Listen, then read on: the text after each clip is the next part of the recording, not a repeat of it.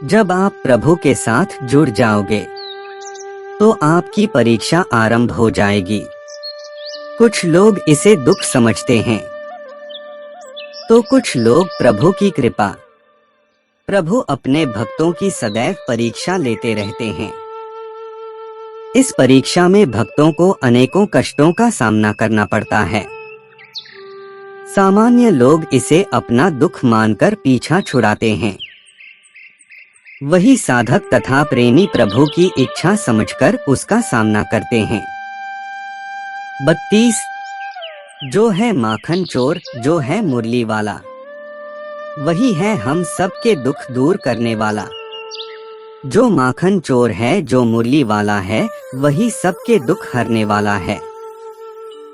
संकट से बचाने वाला है और सुख का संचार करने वाला है। संसार के संयोग में जो सुख प्रतीत होता है उसमें दुख भी मिला रहता है, परंतु संसार के वियोग से सुख दुख से अखंड आनंद प्राप्त होता है। सांसारिक सुख क्षणिक होता है। जो सुख आज प्राप्त हो रहा है वह सुख स्थायी नहीं है। यह सुख आपके साथ सर्वथा नहीं रहने वाला। आपको दुख भी प्राप्त होगा, परंतु संसार से वियोग अर्थात मुक्ति परम आनंद को प्राप्त कराती है। यह ईश्वर तक पहुंच आती है। 34 संबंध उसी आत्मा से जुड़ता है जिनका हमसे पिछले जन्मों का कोई रिश्ता होता है, वरना दुनिया के इस भीड़ में कौन किसको जानता है। माना जाता है जीवन के पूर्व कर्मों का फल इसी जन्म में प्राप्त होता है।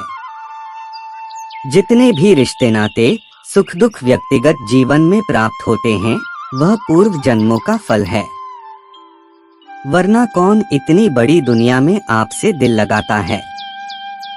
35 राधा कृष्ण का मिलना तो बस एक बहाना था। दुनिया को प्यार का सही मतलब समझाना था। राधा और कृष्ण दोनों अवतारी थे।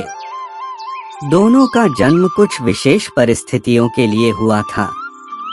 उन दोनों का मिलना बिछड़ना बस एक प्रक्रिया मात्र थी, जिसके माध्यम से प्रेम का वास्तविक रूप समाज में दिखाना था।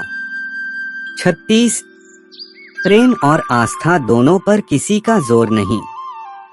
यह मन जहाँ लग जाए वही ईश्वर नजर आता है।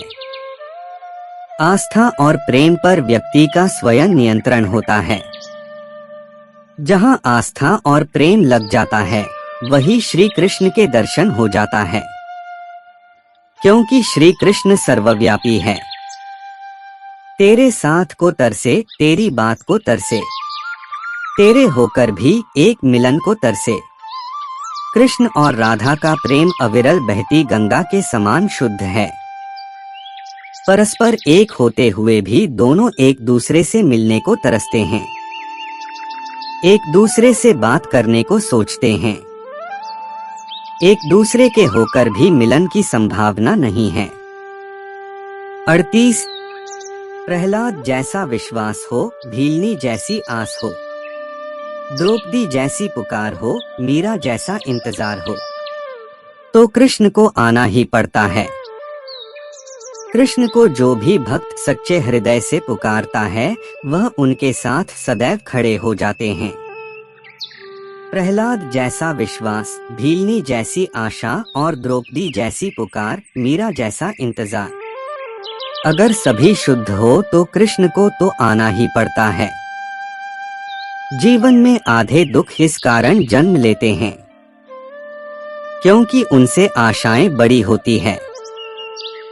इन आशाओं का त्याग करके देखो, जीवन में सुख ही सुख है। आशाएं व्यक्ति को दुख के मार्ग पर ले जाती है। आशाएं बड़ी प्रबल होती है। आशा अनुरूप कार्य होने पर जहां खुशी मिलती है, वही आशा के विरुद्ध कार्य होने पर दुख का पहाड़ टूट जाता है। व्यक्ति जीवन में आशा दुख का प्रमुख कारण है। 40 लोग कहते हैं अपनों के आगे झुक जाना चाहिए, किंतु सच बात तो यह है जो अपने होते हैं वह कभी झुकने नहीं देते।